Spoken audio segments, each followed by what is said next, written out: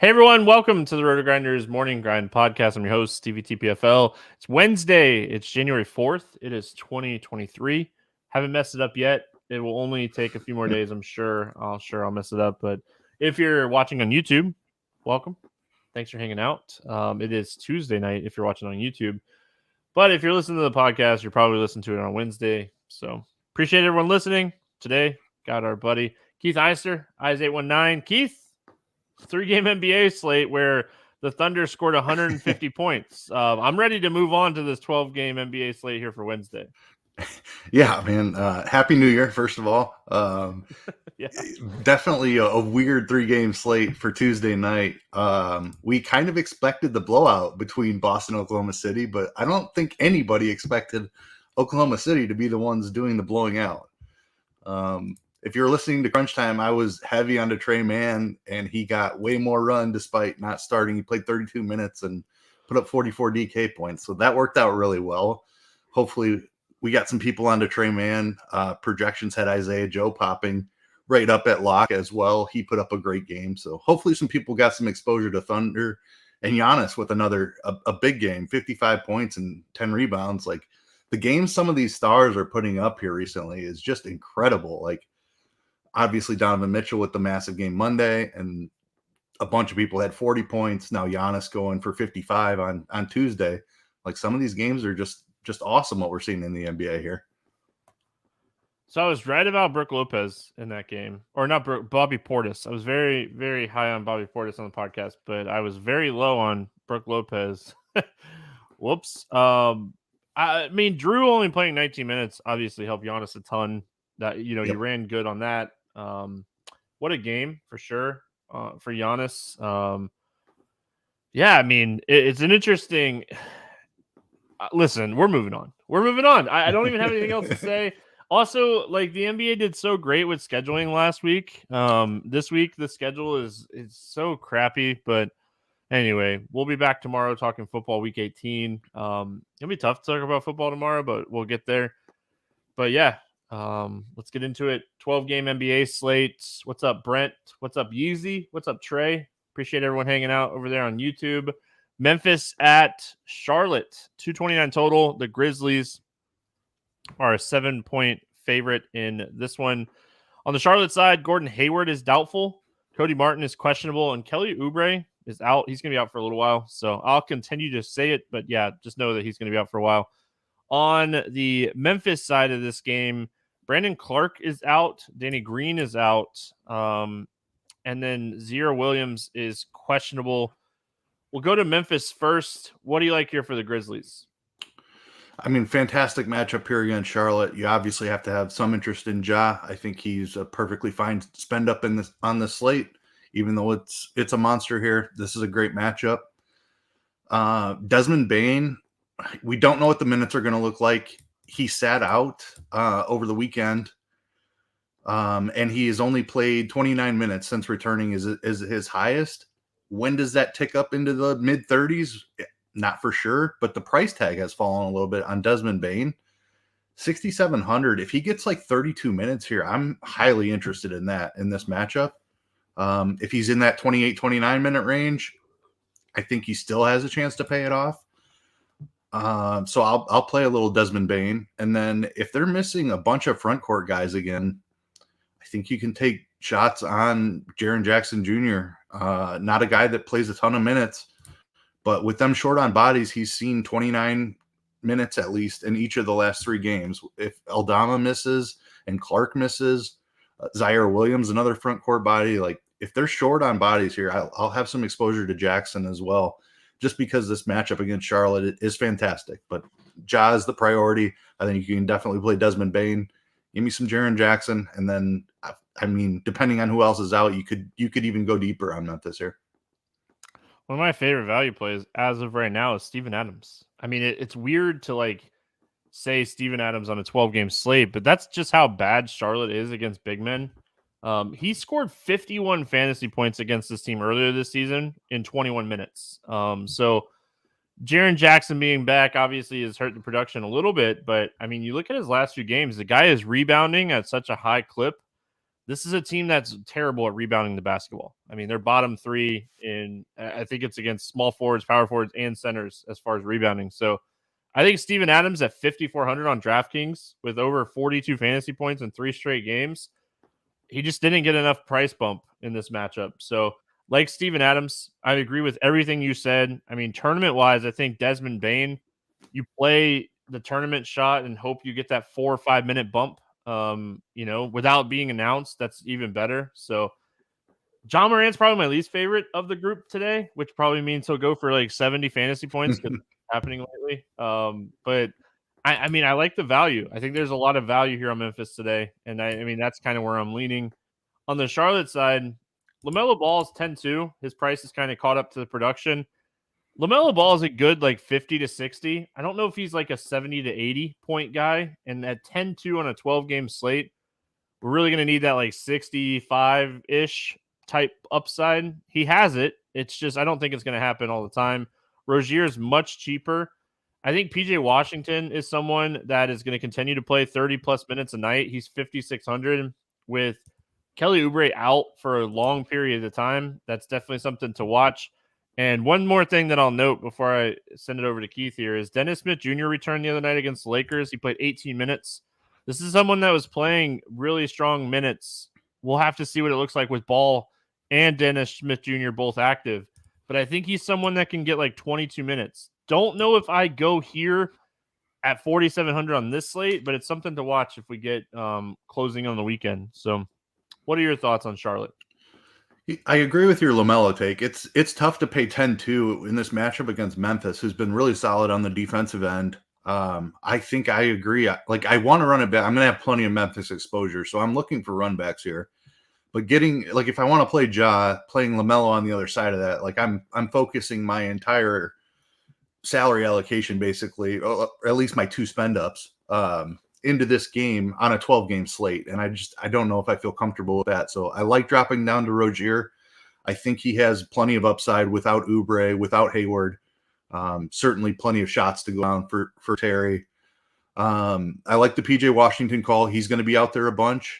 And then with Hayward and Oubre missing on the wing, I think Jalen McDaniels has a chance to play 30 minutes. Totally forgot to mention him. Yeah, he's been playing a bunch here recently, and with those 2 guys out, I think there's upside for Jalen McDaniels. 4,400 is a really attractive price, and I like saving the money on the Charlotte side here. If I want some exposure to Memphis, I think you can game stack this a little bit just because of the Charlotte plays fast. They're weak on defense.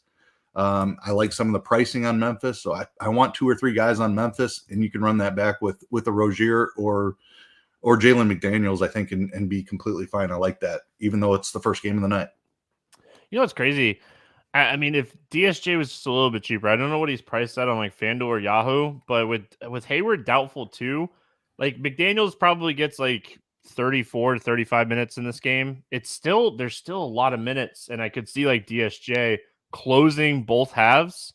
I wish he was a little bit cheaper. Maybe he's cheaper on FanDuel or Yahoo. Maybe it's like a sneaky prop play that like we get a really low like point prop that we can kind of take advantage of.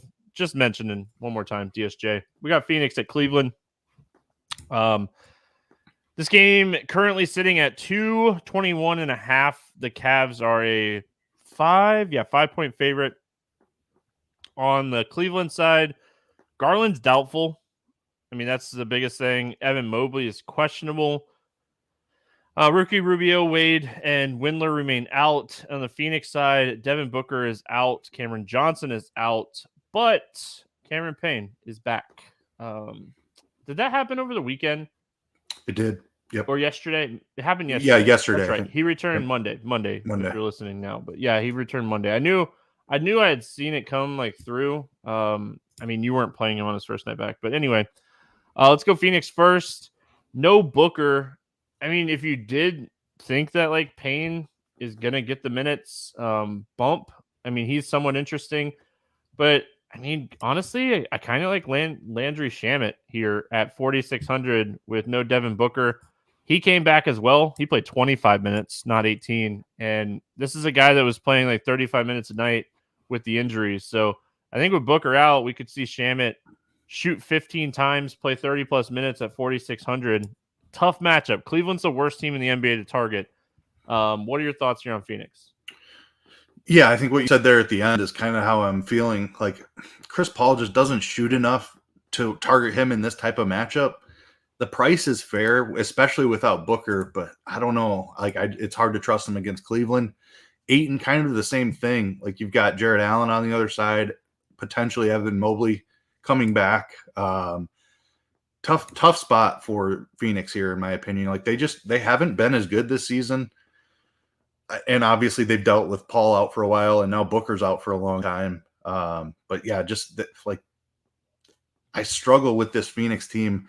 I agree with you that my first inclination here, if I want to play some Cleveland, is to go down on Phoenix rather than playing a Paul or Ayton. I like looking at Landry Shamet. I think that's a great call. I could get talked into a little bit of Cameron Payne, but I'm probably not paying up for the mid-range stars like Paul and Ayton here.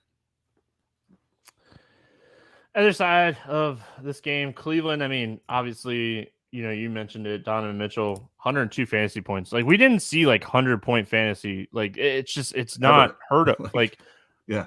Going back, looking at the past, I mean, I actually looked this up the other night because of the Luka 110 fantasy points. Like, before Mitchell went and did it, there was only 10 times that it's ever been done since, I'm not going Wilt Chamberlain days, but this is from 1990 on. Olajuwon and Jordan had a couple 100-point games, but I mean, it's just nuts when you see 102 fantasy points. You're like, wow. And he did it with insane free throw shooting against Chicago the other night. He had 20 free throws. But I mean, he's 9,600. Everyone kind of watched Donovan Mitchell go absolutely bonkers the other night. What are your thoughts here when it comes to Cleveland? I mean, no Garland definitely gives a road for Mitchell to play the minutes. I think obviously we're going to be watching the Evan Mobley news, but Karis LeVert got a price increase. He played 39 minutes the other night. Just shot the ball terrible. He was 15% from the field, had 22 fantasy points, kind of dudded because of it. Let's talk Cleveland here. Yeah, I don't love the Cleveland side either. And Garland, I expect to miss. Mobley has a better chance to play, I think. Yeah. So, I mean, it's tough to say. If Mobley comes back, I don't think I want to play Donovan Mitchell. I know he exploded. I think it was pretty much an outlier game. Like you mentioned, him getting to the free throw line 20 times. That's insane. He's not going to do that every single night. Obviously, he's not going to score 70 points every night either, but just the amount of free throws that he attempted is crazy. 9,600. He's playable at that price without Darius Garland, but I don't think that he pays it off more than, I don't know. We'll see what his ownership looks like, but if he's going to be owned, this is not as easy of a matchup as he saw against Chicago either. Phoenix has been okay. He's going to draw Chris Paul on the other side. I'm probably off Donovan Mitchell, especially if people are chasing it. If Mobley misses, I'm interested in Kevin Love. I know he got a big price bump, but he's a guy that can put up a ton of fantasy points in a short amount of time. The other guy I'm interested in, you mentioned, is Karis LeVert. We've seen him play a ton of minutes without Garland.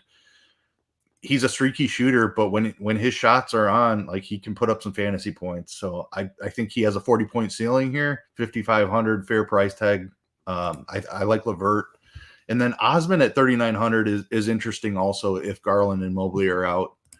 We saw him play really well in that overtime game, also put up 30 fantasy points. He did not get the price bump. So Osman at 3,900, but only if Garland and Mobley are both out. I like Mobley if he plays. I think he's really interesting if he plays. I mean, he did shoot around on Monday. When I was working on expert survey and stuff on Monday, I really expect him to play. So I mean, I expect him to play in this game. I think the fact that he did shoot around Monday, it's been a couple extra days. If he sits, I mean, I think Mitchell's a guy that you could definitely take some shots on. Without Mobley playing here, Kevin Love has found a fountain of youth. He's 5,700 now. I could see fading Kevin Love even if Mobley sits to be different. I think his price increase is starting to get to that point. So it's an interesting spot. Regardless of Mobley playing or not, I really like LeVert. I think that if he could have a good night shooting, we'll see a much more production from him in this one. All right, we got the they're called the Thunder. They brought the Thunder on Tuesday night, that's for sure. Going up against my Magic, which I mean the Thunder brought the Magic last night too. 228 total in this one. The Magic a 1.5 point favorite. I don't know why, because they just beat Boston by 67 points. SGA missed the game on Tuesday with an illness. We'll have to see if he plays in this one. I think it's a coin flip. I mean, that kind of came out of nowhere yesterday. Yeah, he wasn't on an injury report at all day long. Yeah, it's so weird. Like, so on the Magic side, I mean, we have some suspensions coming down for this game, so we have some people out. Bull Boyle is out, and he's in health and safety protocols, so he's already ruled out. Harris is out. Isaac remains out. Okiki is out. Schofield is suspended. Franz Wagner is suspended, and Mo Wagner is suspended. Jalen Suggs remains out with a right ankle. So Magic very shorthanded. If you live in a state where you can bet this game, it's up on Caesars right now. Plus 1.5 for the Thunder seems like a gift. Just saying. So, I mean, that's the only book that has this game up right now from what I'm seeing on Action Network. So take advantage of that if you can bet Caesars right now. That's the one good thing about YouTube. If you're hanging out on YouTube right now, really like Thunder plus 1.5, even as a Magic fan, even with them on a back-to-back. Yeah, if you're listening to this in the morning, that line is no longer there. I promise. All right, talk to me here. What do you like for the Thunder? Yeah, I mean, we have to see what's going on with SGA. Like you said, it was out of nowhere. Maybe he's actually sick. I kind of feel like it was just they're picking which game to rest him on a back-to-back, but I don't know. Like you said, it's a coin flip, and his availability really matters for this. I think he's absolutely in play under 10K if he suits up. If he doesn't, that pretty much makes everyone else in play. Obviously, what they did on Tuesday night is not factored into these salaries because salaries were released as soon as the slate started, basically, and nobody had Oklahoma City putting up 150 points on Boston. Like we'll have to see what the starting lineup is. Oklahoma City is a team that changes their rotation all the time. But Giddey at 7,100, he put up a great game at, I think it was 6,700 last night. Dort would be in play 24 minutes or something. Giddey just, I mean, he didn't even play the fourth quarter. You could ask Keith, but I was blown away. I hadn't checked a lot. Went to dinner with my wife. And so I hadn't checked a lot. And I checked the game and I was like, what? Like, I can't say exactly what I said because we're a family program, but you could tell by Keith's laugh. You can kind of get an idea of what I said. But yeah. Yeah, I mean, this is entirely dependent on SGA. If SGA is in, you can play SGA. I struggle to get to a lot of the other pieces. Jalen Williams is a guy who's been playing pretty consistently at 30 minutes a night at 5K. I don't hate that in this matchup against Orlando, but I struggle to get to the other pieces if SGA is in. If SGA is out again, then they're all going to be in play. Yeah, I mean, listen, the Magic, one of the worst defensive teams in the NBA. They just smashed one of the best defensive teams in the NBA. So if SGA is in, I like them plus 1.5 a lot more. If SGA sits, I mean, you're going to get a ton of value here. I think Giddey at 71. I think Dort, Williams. Yes, there's 3 Williams, and I think all 3 of them are potentially playable.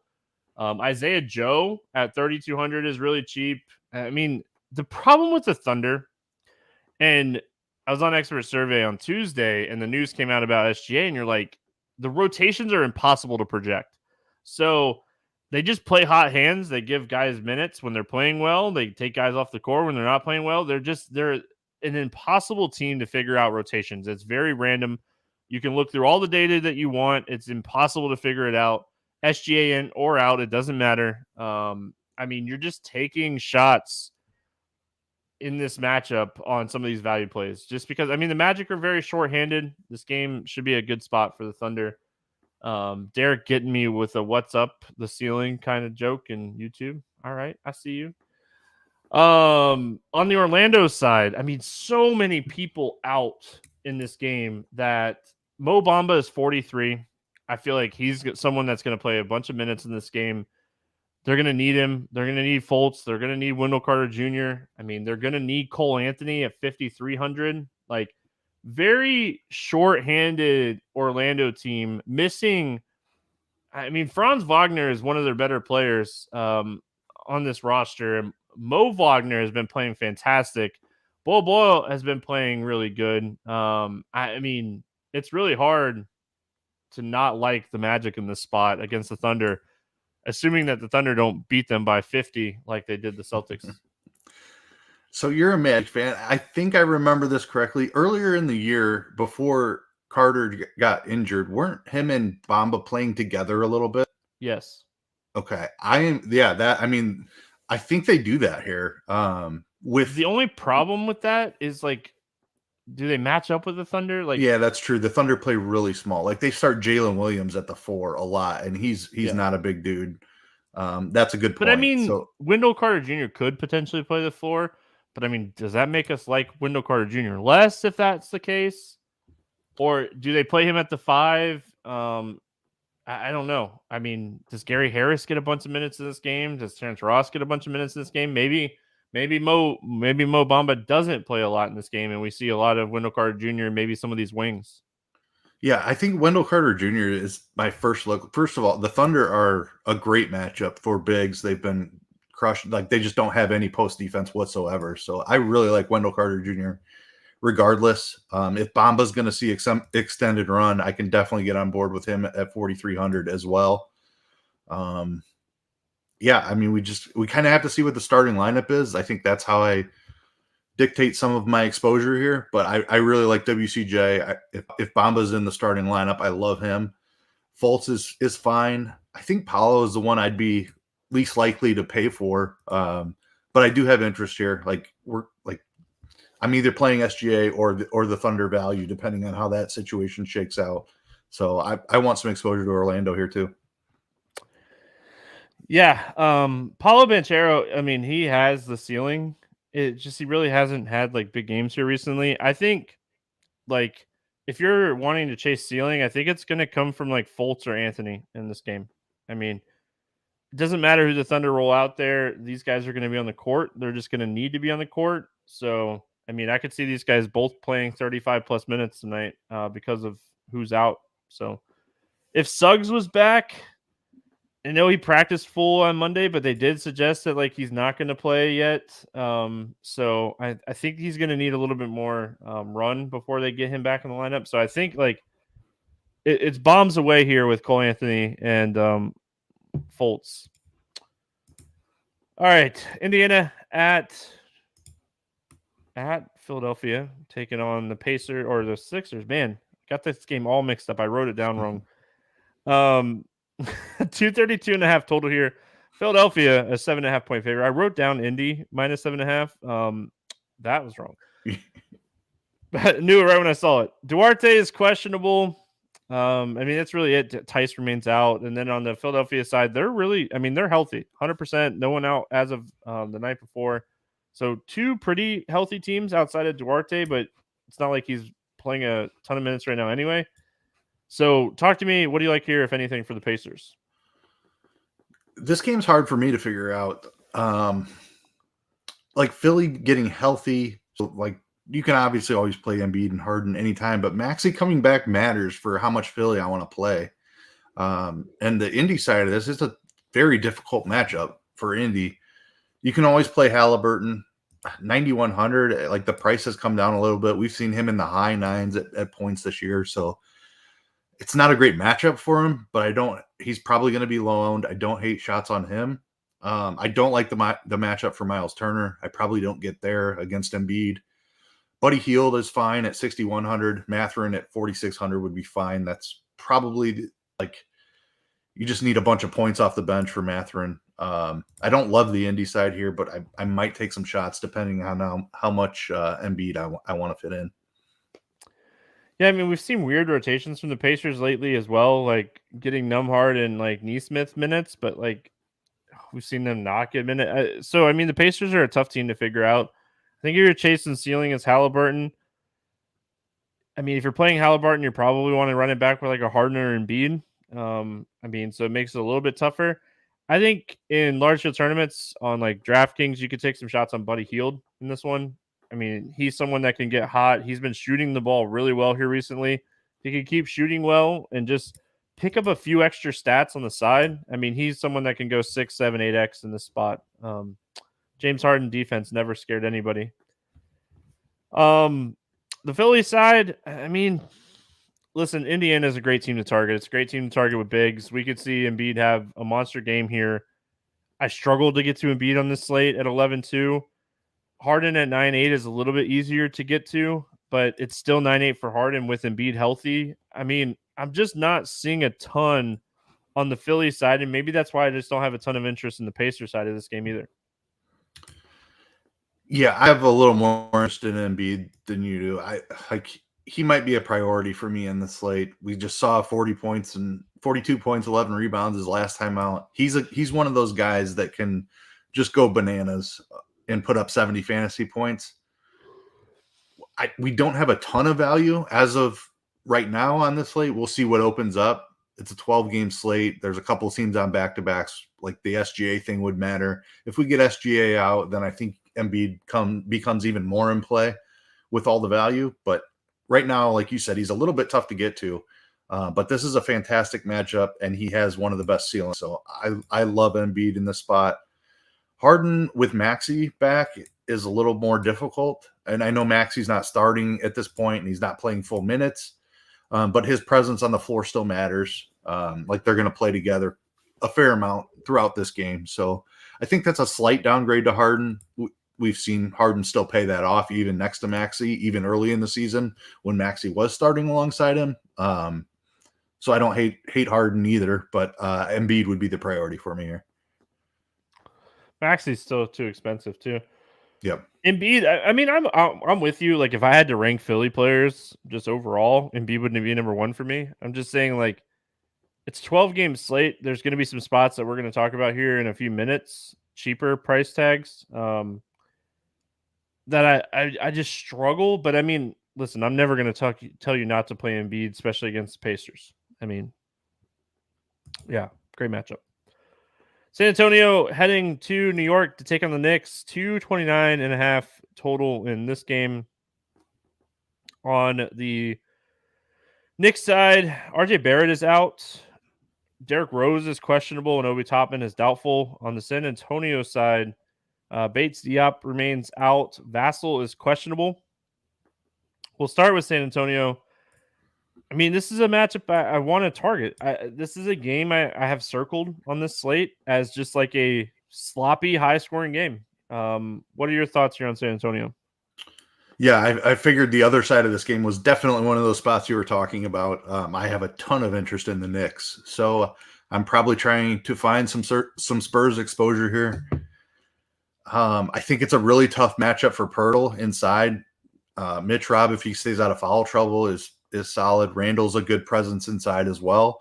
So I'm probably looking at wings, Keldon Johnson, see what if Vassell plays.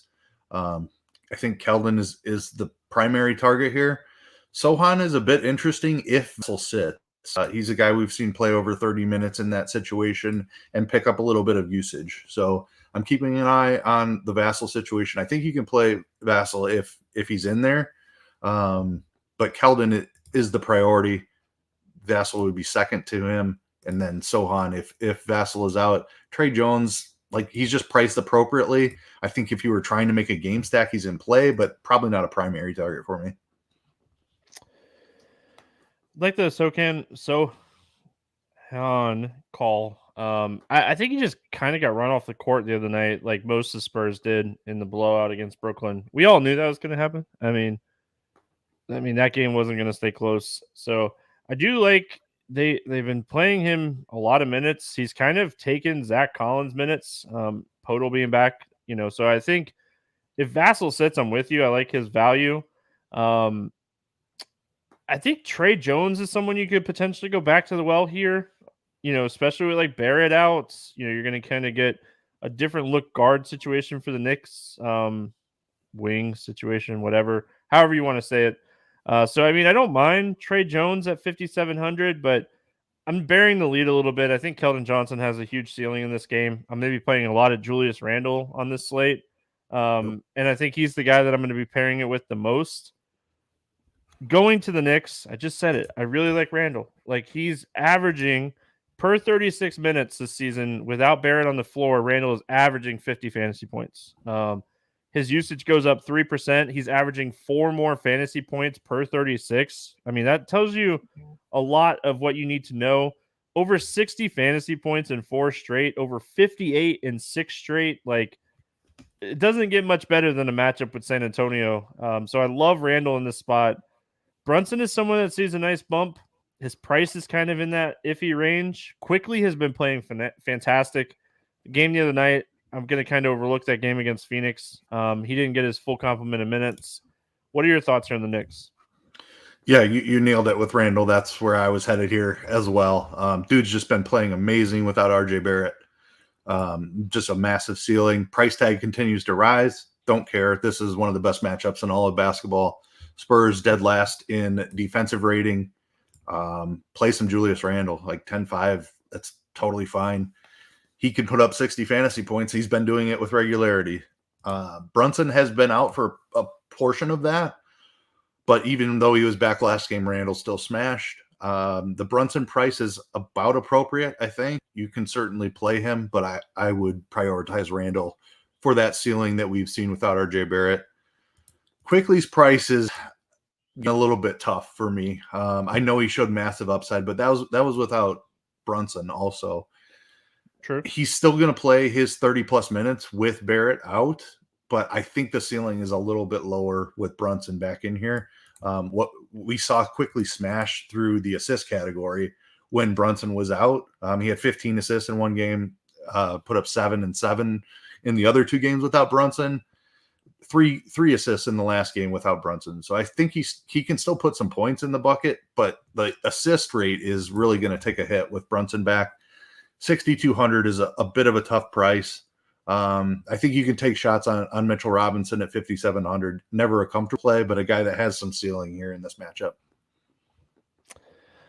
I mean, Miles McBride is someone you kind of cross off your list now with Brunson back. He was playing really good minutes. I don't see that continuing.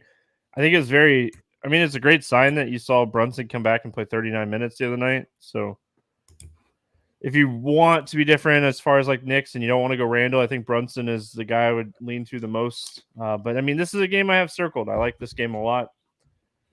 We got Milwaukee at Toronto up next. There no total out. I didn't think there was. There's no line out for this game. Bucks on the second end of a back-to-back. Otto Porter Jr. is out for Toronto. That's really the only thing. They already said Middleton's not going to play. So, like, Giannis has been dealing with like a little bit of a knee. I mean, you would never have known that last night. He absolutely smashed. Do they keep him out on the second end of a back-to-back? I think it's a possibility. I think that is what the books are kind of thinking as well, with no line out for this game. What are your thoughts here on the Bucks and Drew? Drew has been in and out of the lineup here recently as well. So, but that wasn't it illness or something? He didn't even play a lot yesterday, and he came off the bench. He didn't even start. So that Drew Holiday situation was very interesting. And I think, like, if I had to guess, the Bucks are resting guys here. Second night of the back, Giannis just had a massive game. I could see Giannis and Drew both sitting in this one. I don't know that for sure. I'm just speculating, but if that's what we get, obviously we get a ton of Milwaukee value. We saw Grayson Allen have a big game without those 2 guys over the weekend. Javon Carter's been playing big minutes. Pat Connaughton had a decent game. So all of those guys are in the 4K range too. They would be among the top values on the slate if Giannis and Drew sit. If Giannis and Drew are in, I don't think you can play Drew until you see 30-plus minutes out of him. Even if he's back in the starting lineup, I would be concerned about a 30-minute ceiling, and then he wouldn't get into his normal 34-minute range. So there's no way I'm playing Drew in this tough matchup against Toronto. I don't think. Giannis on a back-to-back 11-9. I don't know that he's already for me on this slate. I would rather play Embiid. I'd rather play Randle. there's plenty of other guys. I think I would rather play, even despite Giannis going off. Just the matchup against Toronto is not ideal here. Definitely agree with you that they might rest. I mean, I could see Bobby Portis having a big game. I like the Allen call. If Giannis sits, I mean, I don't mind Pat Connaughton at 4K. He's someone I think I would end up on a little bit as well. My biggest concern here would just be, does this game stay close for Toronto's guys? Because, I mean, Siakam is 10-3. You're really going to want the game to stay close for him to, have a ceiling game. These guys are all kind of priced right for Toronto. I mean, Scotty Barnes has been playing fantastic. His minutes are insane right now. He'd probably be my favorite play from Toronto, but I don't like him if Giannis plays. So I mean, it's tough. Yeah, this is just a tough game to figure out in general. We'll have to see an injury report for sure before we can make any clear decisions. But I kind of like you. Like, I don't know if I'm spending up for Siakam either way, because against Giannis is not ideal. And if Giannis isn't in there, there's definitely blowout risk in Toronto's favor. So probably don't get to Siakam. Van Vliet, I'm not playing until I see something out of him. Like, he's been dealing with a back injury and just he hasn't shown anything here recently. So Scotty Barnes and OG Anunoby would be the two I'm looking at. I think either way, regardless of Giannis's status, that's like the range I want to live in. I don't want to pay up for Siakam, so I probably land on Barnes or OG. Not my favorite game. A lot of games I like in the slate. I mean, it could open up a lot of value if Milwaukee sits some guys, but I worry about a blowout if that happens too. So Brooklyn at Chicago, taking on the Bulls. 235.5 total here. The Nets a 5-point favorite. On the Brooklyn side, ain't nothing really standing out. A lot of G League potential injuries, but that's it. And then Chicago, Lonzo Ball is out. Tony Bradley is out. Javonte Green is out. So pretty much the same guys that have been in and out. Royce O'Neal, who missed, he's probable. So, I mean, Brooklyn, like I said, pretty good to go. Talk to me here about the Nets. Yeah, with Royce coming back, like, I think TJ Warren is super interesting if Royce O'Neal would happen to be out again. But listed probable, we're expecting him to play. That makes pricing on Brooklyn a little bit tough. I like the game environment here. Chicago is a team I don't mind targeting. But Durant and Kyrie are kind of just priced appropriately. I don't know. I'll probably get sprinkles of each of them. I'm not playing them together by any means. But I wouldn't kick him out of the lineup if I had K at his forward spot. Durant, I'd be happy to plug him in. Claxton is interesting. He's played really well recently. 6,300 against the Bulls. I don't mind that. Simmons' price is coming down as well. He has struggled mightily here recently, and he's not playing a ton of minutes, which is a little bit concerning. But now that his price is under 6K, I don't mind a couple of shots there either. I don't know. I think I want some exposure to this game, but I always struggle with how to play Brooklyn. Like, paying up to Durant is tough. Kyrie's priced appropriately. I think Claxton, maybe Simmons might be my favorite ways to target this Brooklyn team. Yeah, Brooklyn, I mean, they're always a tough team for me with everyone healthy. So, I mean, Simmons or Claxton, I think I'm with you. Like, if you just want to take a shot on one of the cheaper pieces of this team in general, I mean, I think that's where I would end up as well. Overall, though, I mean, I don't have a ton of interest in this game. Like, full strength games. Like, if I'm playing this game, I'm stacking like a DeRozan Durant, a DeRozan Kyrie, a DeRozan Vooch Kyrie type stacks. Like, I'm stacking. I don't know if I'm just playing like individual pieces from this game. Big slate. I like the Claxton call on the Chicago side. DeRozan is 9-1. Brooklyn's been playing much better defense here recently. I don't know if I get to anybody here. I mean, I could see Vooch having a good game against Claxton. Zach LaVine has shown a little bit of ceiling here recently. He's 73 compared to DeRozan at 91. So maybe I rank him like Vooch, LaVine, DeRozan, and I hardly ever get to the bench guys here for Chicago.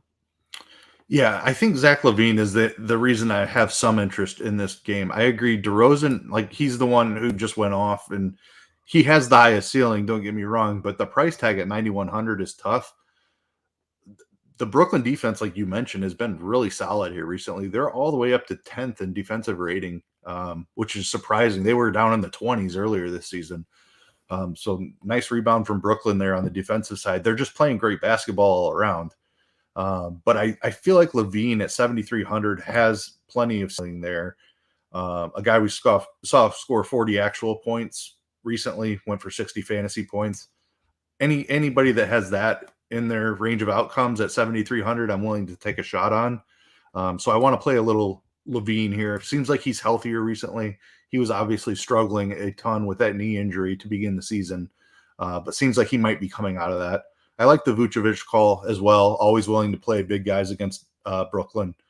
DeRozan is the one I'm probably not getting to, just a little bit pricey. If he goes off, then I just get burnt on this game. But I'll have a little LaVine, a little Vucevic. I just don't see DeRozan is that type of player that he frustrates you when he has those games. But yeah, I don't know. It's tough. All right, we got Houston at New Orleans, one of the most interesting games on the slate, in my opinion. It's a 223.5 total. Pelicans are a 7.5 point favorites. As far as injury news here on the Houston side, Jason Tate remains out, but here's the big one. I mean, we already know Zion's out, hamstring injury. Larry Nance is out, and Brandon Ingram is out. So we'll talk about New Orleans in a second. But let's start here with Houston. I think this game has a lot more potential to stay competitive with Zion being out as well. Houston's just that pesky team that keeps games close, even in tougher matchups. Kevin Porter Jr. is someone that at 7,500 has shown big upside here recently. But I mean, I think the thing that we need to take away from the other day is Sengun might be okay with this back injury, getting 26 minutes, and seems like a really good spot, kind of extending Valanciunas a little bit. What are your thoughts here on Houston? Yeah, I mean, I think 7.5 feels a little wide for Houston with no Zion and no Brandon Ingram on the other side. I'm very interested in this game. Obviously, we're going to be interested in New Orleans with Zion being his first game out. They're all underpriced. KPJ, I agree. I think that's where I'm looking first. He's shown the ceiling here recently. A couple of really nice games over the past 2 weeks. I like the Sengun call as well. Like Jalen Green is just priced appropriately. I wouldn't kick him out of a lineup, but I probably try to get up to Porter if I can, just because he's been showing the ceiling. And Jabari Smith, the other guy I would have in the pool, just because he's been playing the minutely. We've seen him over 30 minutes pretty frequently. Not a huge ceiling there, but a guy at 4,800 I wouldn't kick out of a lineup. I like KPJ a lot here on this spot. I think he's the primary run back for me. Just a great spot. I mean, KPJ, he's going to be that main guy for me too. I think he's in a fantastic spot here. On the New Orleans side, I mean, a lot of people are going to talk about CJ McCollum today, and I'm not going to doubt them. I'm with them. Full power to them. But Marshall and Herb Jones seem really underpriced with Zion out in a matchup against Houston. I mean, I can see Valanciunas having a good game here with no Zion. I mean, definitely going to pick up a few extra rebounds. Lot of value for New Orleans with no Zion in this game. Absolutely. I think CJ McCollum is going to be the first guy you plug into a cash game lineup. He has a fantastic ceiling without Zion here. 8,200 is just way too cheap. I know he's had his struggles in the past here, trying to come back from an injury, but he's got to be the guy for them at this point. No Zion, no Ingram. Valanciunas can score a little bit, and they've seen their young guys Murphy's played okay. Marshall's played okay. Herb Jones is great, but I think it's just got to be McCollum's show here. 8,200. He should probably be $1,000 more for his role on this team at this point. And the matchup against Houston is absolutely fantastic. So McCollum is too cheap for what he needs to do in this spot. I like your Valanciunas call as well. Like, I struggle with Valanciunas a lot because his minutes, they just don't ever run him out there for much more than It's 28 impossible minutes. to get this guy right. It's so brutal. But the match of Houston is just amazing. So just give me 30 minutes of J-Val, and this is a smash spot for him. I don't know if we're going to get it. Larry Nance out. I have a take on Willie Hernan-Gomez coming up. Like, I think that you can take shots on Hernan-Gomez at 3,800 just because they seem completely uninterested in playing Valanciunas 30 minutes. So I think it's a crazy tournament play, but Willie Hernan-Gomez at 3,800, I'm interested in. I don't mean to skip over the wings. I think all three of them are in play. Herb Jones, 4,900, Najee Marshall, 4,800, and Trey Murphy, 4,800. All three of the wings are fantastic plays. Somebody has to score points for this team, and I think those three guys any one of them could step up. I did run the court IQ just because I was so curious with Zion off the floor now, who got the biggest bump. And unsurprisingly, it was CJ McCollum at a 5% usage bump.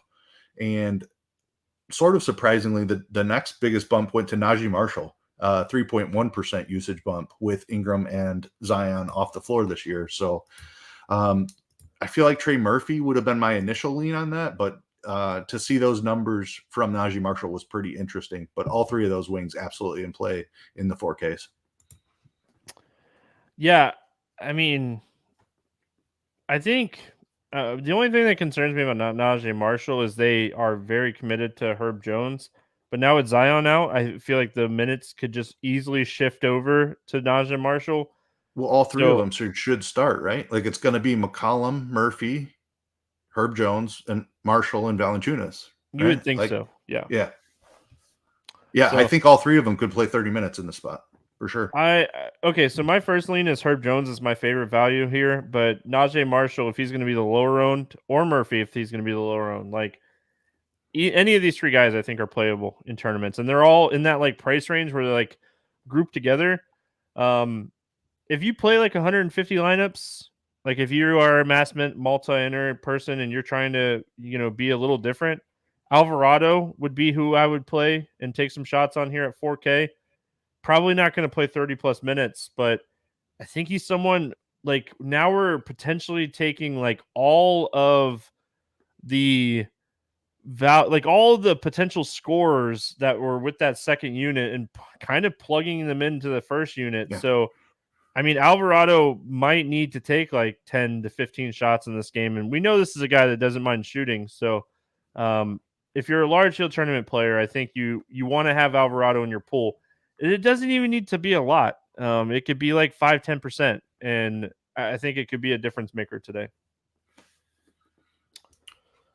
Team most targeting on the expert survey? Definitely New Orleans. No doubt about it. Hey, I'm on that today too, so we'll probably have the same answer. All right, Portland at Minnesota taking on the Timberwolves, 229.5 total here. Timberwolves a 1-point favorite, projects as one of the closer games on the slate, pace-wise, everything. On the Minnesota side, Prince is questionable. He's been out for a while, so it's interesting to see him on the questionable side. Don't know how much that really matters. Naz Reid is questionable. Karl-Anthony Towns and McLaughlin remain out. Little is out. Nurkic is probable. Gary Payton is questionable. Just came back, sprained his ankle. Winslow is out as well.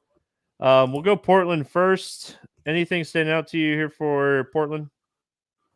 I think it's just Lillard for me on Portland. Nurkic is interesting. Gobert's been real bad here recently. But Simons is tough for me to get to when Lillard is out on the floor with him. I know he has found ceiling on occasion with next to Lillard. It just seems like it's much more hit or miss. So I probably just find a way to pay up to Lillard, or I go down to somebody like Nurkic, assuming that he plays. I think Josh Hart is sort of in play. Like, I don't love the price on him. but he's going to be out there for the minutes. So, yeah, I mean, probably Lillard or Nurkic for me on Portland. Do you remember I was complaining about De'Aaron Fox? He's 20 points in the fourth quarter.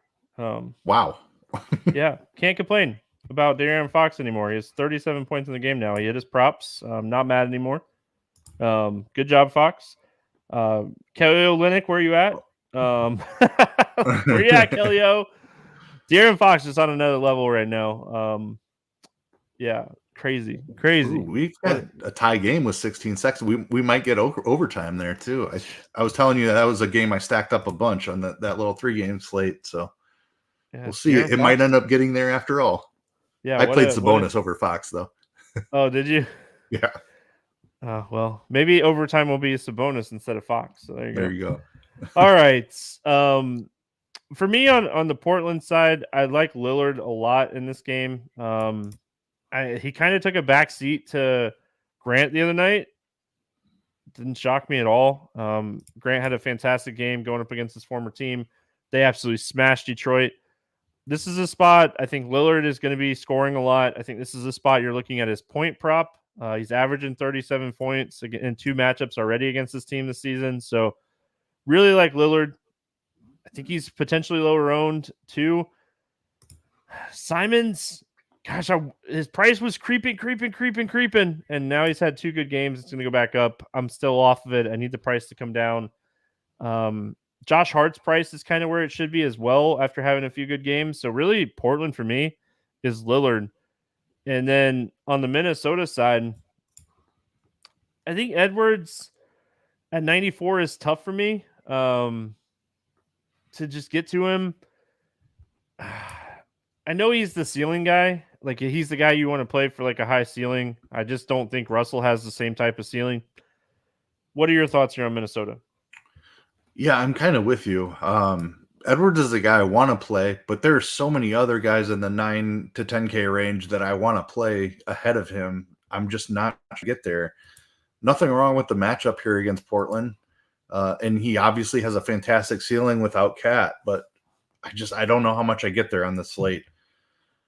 And with that said, like, I agree, Russell is also kind of just priced right, and he doesn't have like the 60-point ceiling that Edwards does. He's more of like the 45 to 50-point ceiling.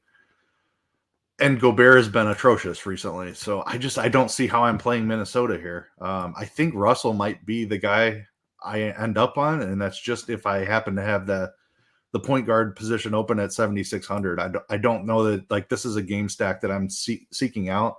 And the other thing that's tough about that is Lillard being the guy that we want to play on the other side, also being point guard. So this game is tough for me. I'm fine with anybody.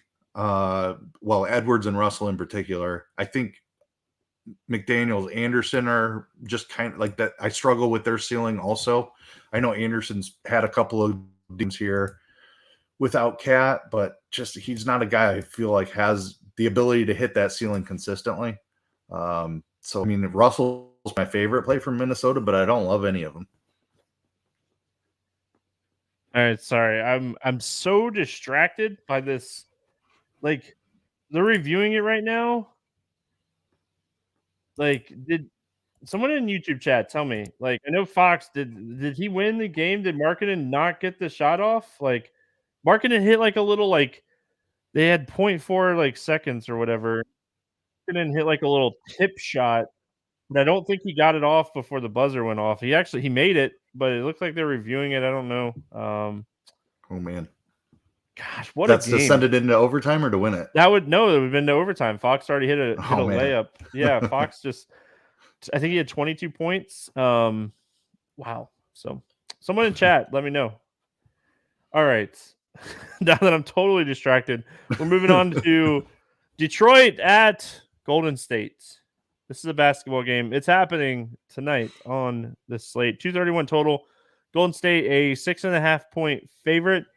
Detroit side, Marvin Bagley out. It sounds like he's going to be out for a few weeks here. Cunningham is out. Livers is out. And then on the Golden State side, Steph, Green, Kuminga, not Draymond, Jermichael, Jonathan Kuminga, Andrew Wiggins, James Wiseman out. We'll go Detroit first. I mean, if you can figure out who's going to play the minutes and stuff, like Detroit is really cheap. The minutes are just all over the place. They're not keeping games close. They are the Detroit Pistons at their finest. Yeah, it's tough. I mean, Bojan is a guy who like is really inconsistent, but he does have a little bit of a ceiling this year on this team. Killian Hayes is back, right? He served his suspension, now back. Yes. Okay. Yeah, I mean, him coming back kind of makes it even more difficult. Like, he's a guy who's shown a little ceiling as well, but Detroit is just a very tough team to play. We saw Duren pulling down a ton of rebounds for a decent stretch there. I don't know. I don't mind anybody. Like, they're all cheap, like you said. They're fine.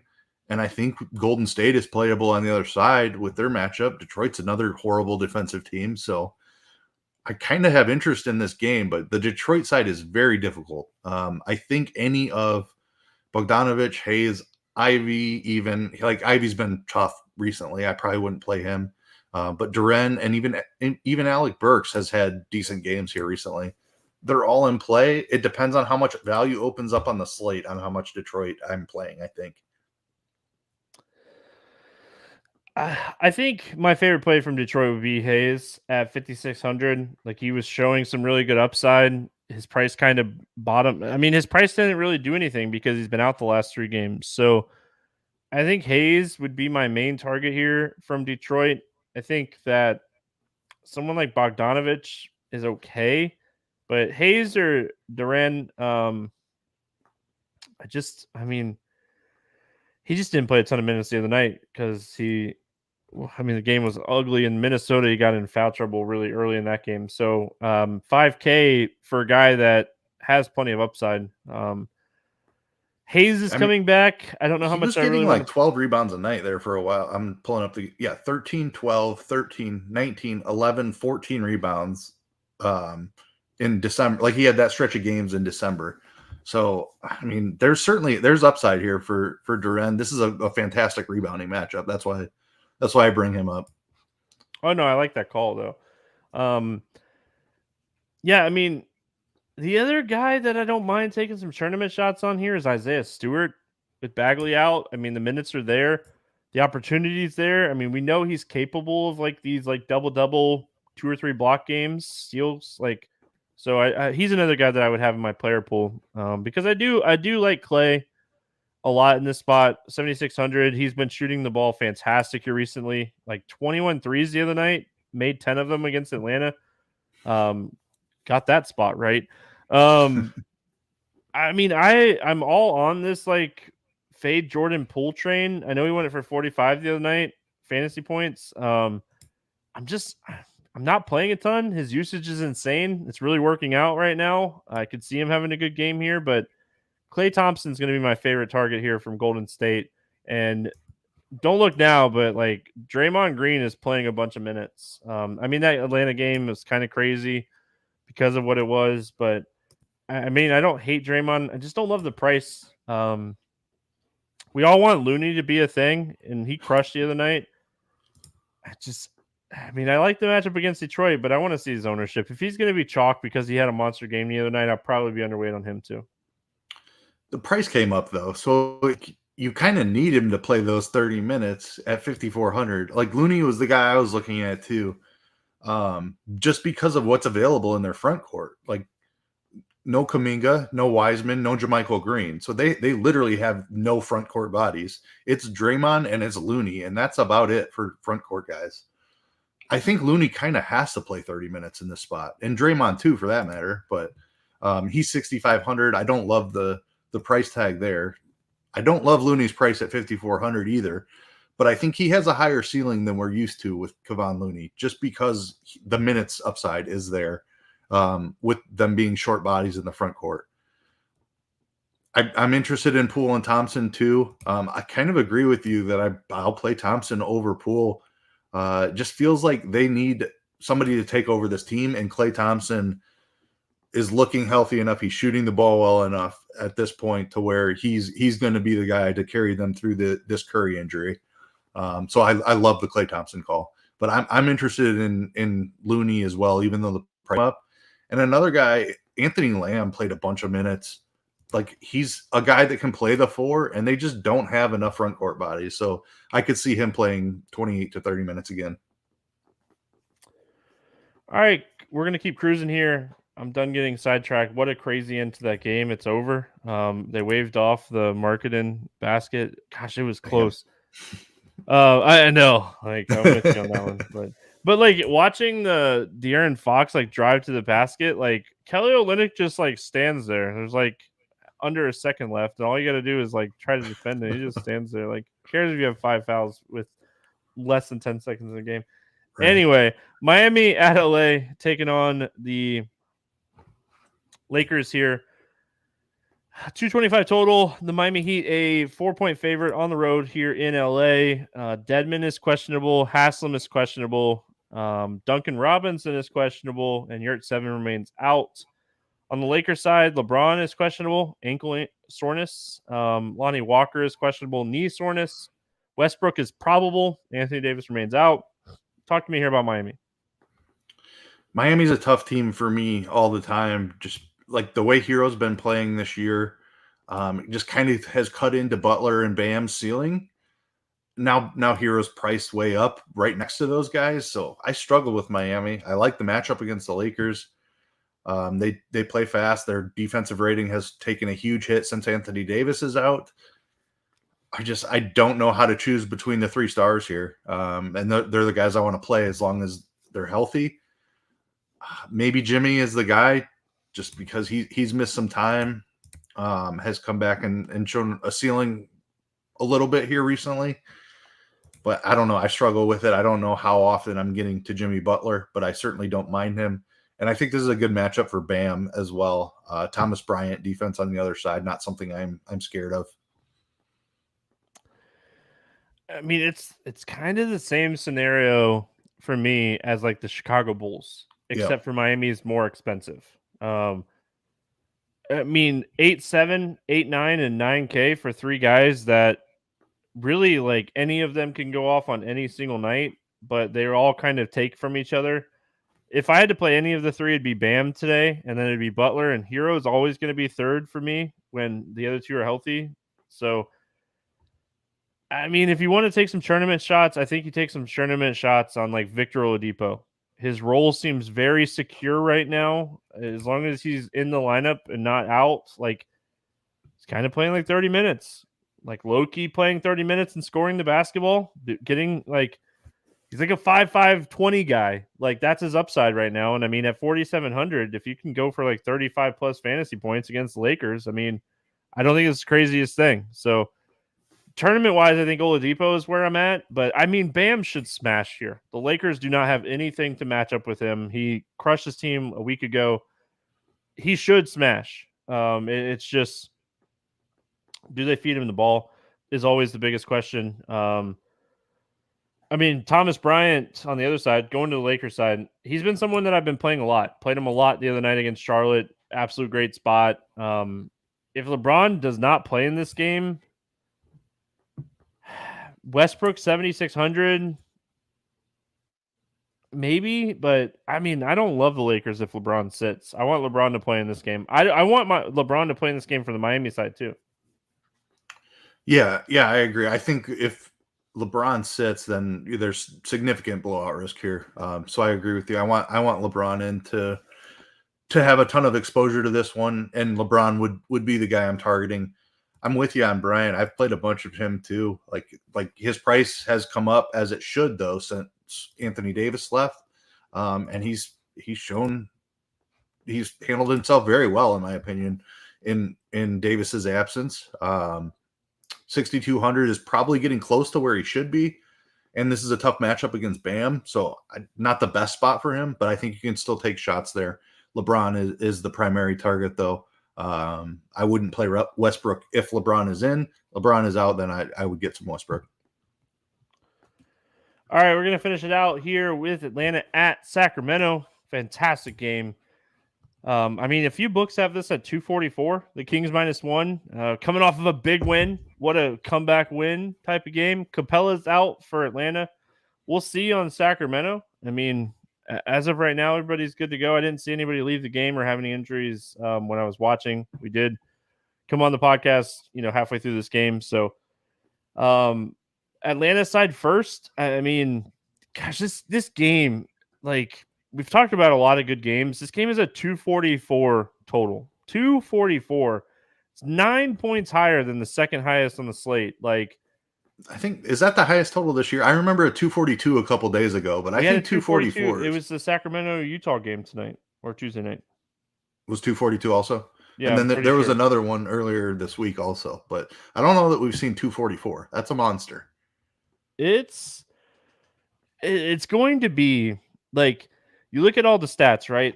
Atlanta and Sacramento are both in the top 7 in pace. I mean, that's fantastic. And Sacramento's a terrible defensive team. They're 15th. They're middle of the road. Like, you dream of these types of games. I mean, this is just a game, like, we can sit here and we could talk about like individual plays from this game, which we'll do.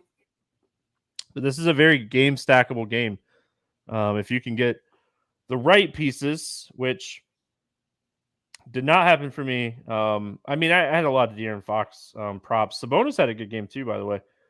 Finished really strong. So talk to me here about the Hawks. It was the Charlotte Lakers game on Monday night was the other 242 total. I knew there was another one this week. Games have been incredible. Like, I mean, doesn't shock me. Yeah. Like, that's the reason I stacked Utah Sacramento so much. Like, Sacramento is a perfect matchup for DFS. They play really fast and they don't play any defense. So like they're just in shootouts. This Atlanta team has been tough to figure out all year with Trae Young playing alongside DeJounte Murray, but Trae Young is 9,500 here. I think that's just too cheap for this game environment, number one, and his ceiling, number two. Even alongside DeJounte, he has shown 60 fantasy point upside multiple times. I love Trae Young in this spot. DeJounte's price is now well. I think he's in play. I would prefer Trae Young, but I think they're both in play in this matchup. We just saw John Collins finally put up a game, like, since Capella has been out and he's been playing a little 5. I've been chasing that a little bit. He finally got there in the last game. He played 40 minutes against Golden State. Obviously not expecting that again, but I think he can comfortably sit in that like 32-minute range. 6K. I'm fine with John Collins in this matchup. That's with their wings, like Hunter is coming back, I assume, which kind of like he's 4,800. I don't love that. And he takes all the other like secondary guys out. I think he hurts Bogdanovich a little bit too. So really it's Trae Young for me as number one. I think John Collins would be the second guy I go to, and then DeJounte if I can get there. Yeah, I mean, for me on Atlanta, I have a ton of interest in Trae Young. Ton of interest. John Collins playing 40 minutes the other night. And I know what the game was. I know. But the fact that they ran him out for 40 minutes, yep, is all I needed to see. OT or not, whatever. The fact that they ran him out for 40 minutes in a game, all I needed to see. Like him a lot here at 6K. Okongwu, I think, is okay. He's not my favorite. He's not my least favorite. I think he's okay. His price, I wish his price was a little bit cheaper. So I think he's okay. On the Sacramento side, I mean, De'Aaron Fox made me look like a genius yesterday. So, I mean, that's great. It didn't happen until the fourth quarter, which is fine because he got there, and that's all that matters. But, yeah, I mean, I definitely like Fox. I like Sabonis. Outside of that, it gets tough. It's always tough with Sacramento. Once you get past those, like, two first pieces, like, Kevin Huerter, when healthy, he's going to play minutes. You know that Barnes is going to play minutes. I don't know what Malik Monk ended up with on like Tuesday night, but like, he's someone that can have some good fantasy point production. What are your thoughts here with the Kings?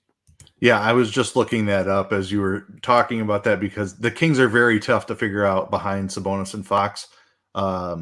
Monk did not do anything. He played 15 minutes, had 8 DK points. Trey Lyles only played 9 minutes, which he was a guy that was seeing like around 20 minutes.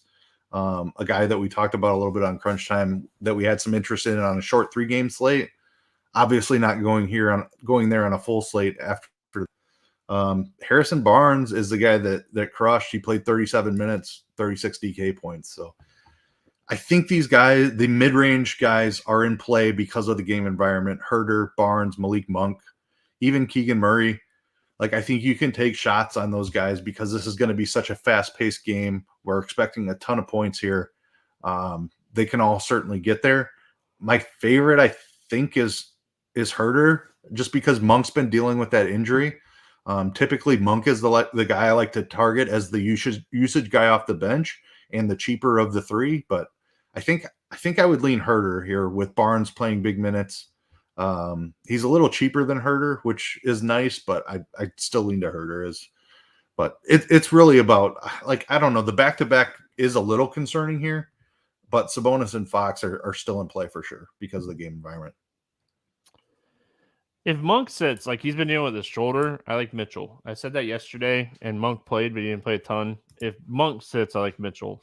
He's really cheap. So, Mitchell all right, did play 18 minutes, so don't hate that call. I like it. I gotta go. Like, I'll look and see on like game flow and stuff. Like what we were looking at rotation wise. Like, did Monk play a lot in the second half? Is this shoulder thing really a thing? Type of thing, especially on the second end of a back-to-back. So if Monk sits, I have a ton of interest in Mitchell.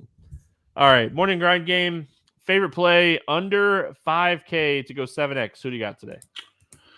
I could not decide which New Orleans guy I wanted here, so I'm going to go Anthony Lamb. I think there's a lot of opportunity for him here with Golden State missing a bunch of secondary pieces. He's 4,600 against with a great matchup against Detroit. I like it. I already kind of talked about mine. I love Herb Jones today. 4,900. I think he's, as of right now, like night before, I think he's the best value put in the slate. I think he's going to play 35 plus minutes. I love this guy. All three of those New Orleans wings that are in the 4Ks could all three of them literally could 7X.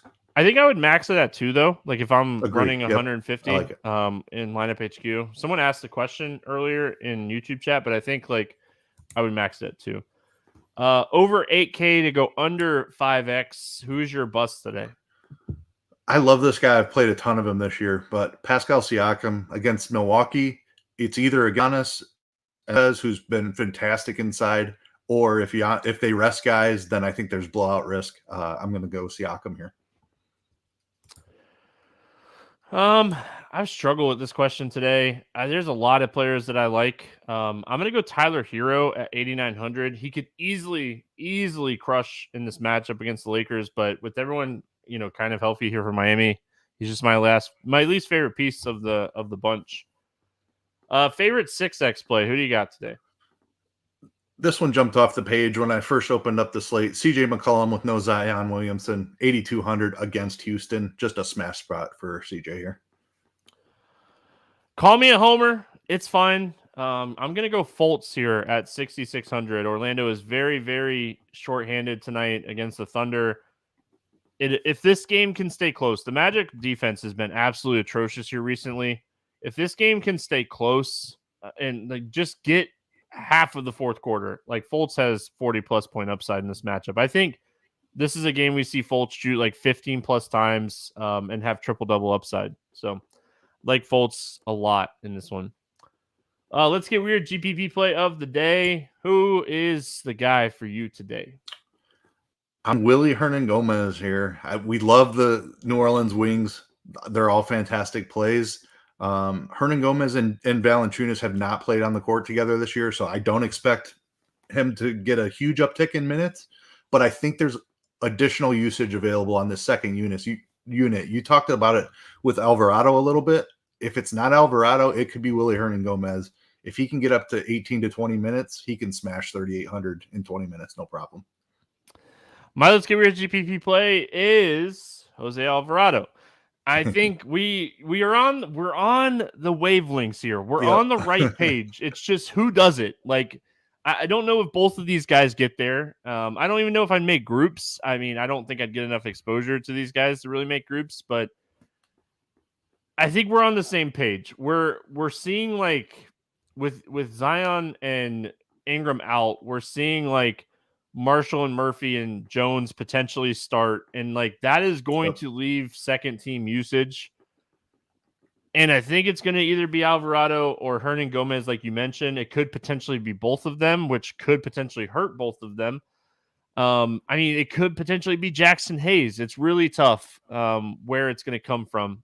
I just think like there's a ton of opportunity here for Alvarado, and they don't really want to play Devontae Graham a ton of minutes. And I think Alvarado is going to be the guy. So he's my let's get rid of GPP play. Any bets standing out to you? Sleeper doesn't have anything up, so I'll try to post that. If you followed my one yesterday, I'm sorry. Did not work out at all. Yeah, that didn't work. Kelly Olynyk smashed that one. He laughed in our face. Any bets standing out to you here night before?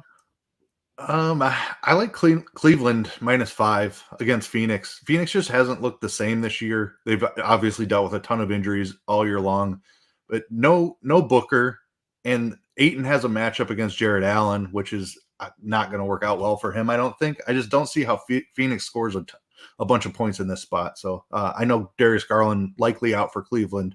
Still feel like they can cover the -5 here.